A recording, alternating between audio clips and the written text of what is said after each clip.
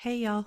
Welcome to another episode of Keeping It Real here with Miss Mandy. How y'all doing tonight? I would like to start off by apologizing for my appearance. I have been dreadfully sick for about 3 or 4 days, and today I'm starting to feel better, but I kind of still look like hell, so I'm apologizing. Normally I would be, a little bit better, but it is what it is when you're not feeling good. So I thought I'd pop on and go over briefly what has happened this week in our Canadian politics. So, dun, dun, dun, dun, dun, dun, dun, dun, dun, that's my news song. Okay. So I figured, you know what? Why not do a little roundup of anything interesting that's happened in the last week? I mean, there's lots of other stuff south of the border to talk about. We'll just give that to another day. So, for this week in the world of politics in Canada, let's start off with the NDP. I mean, like, the NDP, they're not super relevant anymore. I don't even know right now if they have official party status. I know they lost it. I don't know if they got it back. I don't know about the whole thing. I kind of like Don Davies, I gotta say. He's pretty funny. He's got a pretty good head on his shoulders.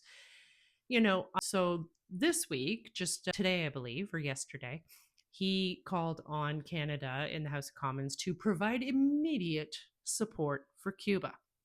Now, don't get me wrong right now, okay? I love Cuba. I have Cuban friends, used to go there every year. It's one of my favorite places to travel, and they are suffering right now.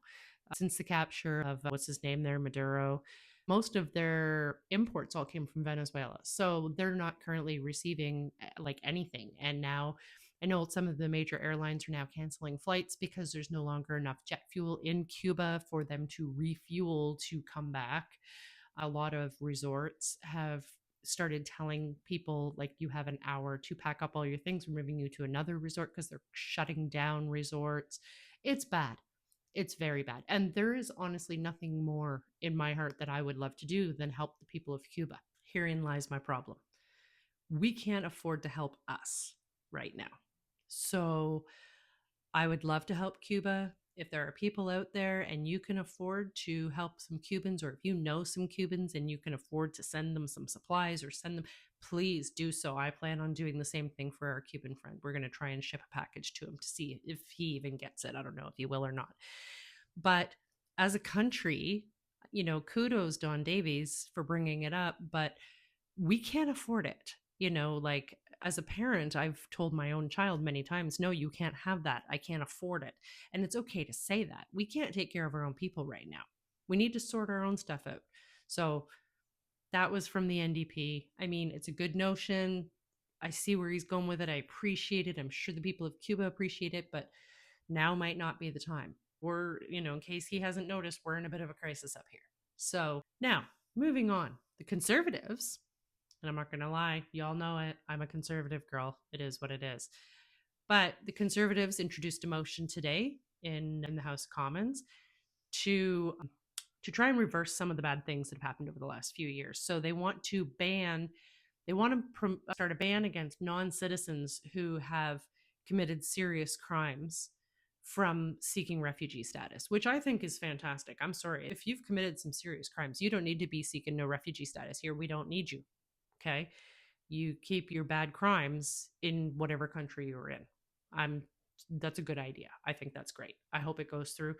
Also, to same thing if people are in active court proceedings. If you're a non-citizen and you're actively in court proceedings, you cannot get finished all those court proceedings and say, "Hey, I want to claim refugee status now." No, you're a criminal. That was the way it was for years. That's the way I remember it when I was a kid. If you were an immigrant and you weren't a citizen yet, or you were a refugee status, or you were waiting for citizenship, or you were a permanent resident, or whatever have you, if you committed a crime, you were gone. That's just the way it was. Now I get it. They don't do that as much now, but maybe we need to go back to that. I don't know. What do you guys all think about that? Because that's where I sit with that. Also, they want to end leniency in court cases that's been given to people lately, where they're giving people leniency so that they don't get deported, which, I don't know, that to me is kind of backwards. Like, if somebody's committed a serious crime and you could deport them, then why are you being lenient in the court system so that they can avoid deportation? Doesn't make a whole lot of sense. So I hope this stuff all goes through, honestly. I'm not going to lie. They also want to repeal C5 and C75 so that it's easier to keep people who are repeat extortionists in jail, because there's been a whole heap of extortion going on. And let's see, what have the Liberals done this week? Not much. Not a whole heck of a lot of anything.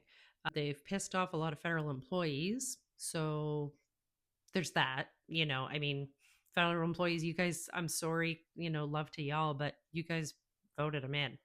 Like, I guess everybody was being told, if you're a federal employee, you've got to vote for Carney, because if you vote for Poilievre, you're going to lose your job. Well, now there's a whole lot of federal employees that are terrified because they're losing their jobs left, right, and center. And now they're demanding that, since COVID, when they bumped everybody into going home and working from home, now they've decided, they were back 3 days a week. And now they're saying, okay, now you have to come back 4 days a week. And by May, you're going to have to be in the office 5 days a week, which is ticking off a lot of people who have realized over since 2020, the last almost 6 years, that they can work very efficiently from home without sitting in some dingy office all day. So why are you forcing them back into the office? They've obviously been doing fine for the last 5.5, 6 years. And now you're trying to force them to go back into the office to what? Terminate their employment? Because that's what it seems like you've been doing. So yeah, we've got, Don Davies rooting for Cuba. We've got the Conservatives rooting for Canada. And we've got the Liberals pissing people off left, right, and center. So that's the way I see it in the world this week. As for anything else around the, I mean, I don't know, there's a whole heap of stuff going on about some fighter jets that we're supposed to be buying. And if we don't buy them, then the States is going to have to, because they patrol our airspace. And I don't know, there's so much chaos going on between Canada and the United States. But, Jamil Javani, if any of you have been paying attention, Jamil Javani just came back from the United States. And from what I understand, he had a pretty productive talk with JD Vance and a couple other people down there, and brought some ideas back to our government and kind of put Carney on the hot seat. Like, you have to talk to this man. You may not like him. You may not like anything he's doing. You're going to have to talk to him, because the fact of the matter is, most of our trade is with the States. So kind of get your head out of the sand, Mr. Carney, and you're going to have to go talk to the man and work something out, because this is getting ridiculous. We can't have this. Now Mr. Trump is trying to stop one of our bridges from being finished that we've all paid for. And he's saying that they are going to own part of it and he's not going to let it open. So Carney, come on, get out of your first class seats on your freaking private jet with your $300,000 in expenses over the last year or whatever it is, and go talk to this man. You don't even have to fly. Like, you could probably drive there. It's really not that far.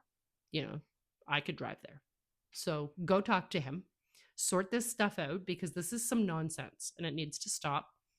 I don't know, I'm always saying that. Just stop it, Mr. Carney. Okay. Go and deal with him and sort this thing out. And Jamil Javani, like, good job going down there. Good job stepping up. I'm going to say it, because I don't know about y'all, but if I was having a really hard time dealing with somebody else and I had a friend who said, hey, I know them really well. If you'd like, I can talk to them a little bit and see if I can kind of balance things out. I'd be like, yes, please do that. But did the Liberal government do that? No. Jamil Javani announced why he was going, what he was trying to do, made it very clear that this was not about partisanship. This was about Canadians. And what did they do? They slammed him the whole time he was gone. They said awful things. People said it's just for his reputation, or this is just for votes, it's just for looks, it's just for TV. No, he's trying to help. Any normal person would have said, please, yes, help us. Thank you for using your influence. Thank you for using the fact that you went to school with Mr. Vance.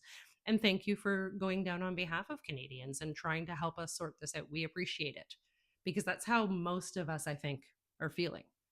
So stop slamming the man. He did a wonderful thing. He is trying to help Canada. And, frankly, if he was in my riding, he'd have my vote. He would, because he's a damn good politician. He's got a great head on his shoulders. And I hope to see a lot more of Jamil Javani in the future. I mean, I love Poilievre, but Javani, he's got it going on. He knows what he's talking about. So that's about it, I think. So I'm sorry if I came across all sick and kind of crazy. I know my eyes kind of look like death. I did put makeup on. You probably can't tell. It's been a rough week. But yeah, let me know how you guys feel about this week. Let me know if you have any different opinions. I love to discuss things. I love to hear from you guys. I also have a community page. If you flip over to my community page, feel free to go in there and post random questions. Let's talk about things that people don't want to talk about because I'm down for all of that. But yeah, that's about it for me today. It's great talking to y'all. Hopefully, I'll feel better and look better the next time I see you guys. So, like and subscribe. Have a great day. Be kind to one another. Peace and love. Bye.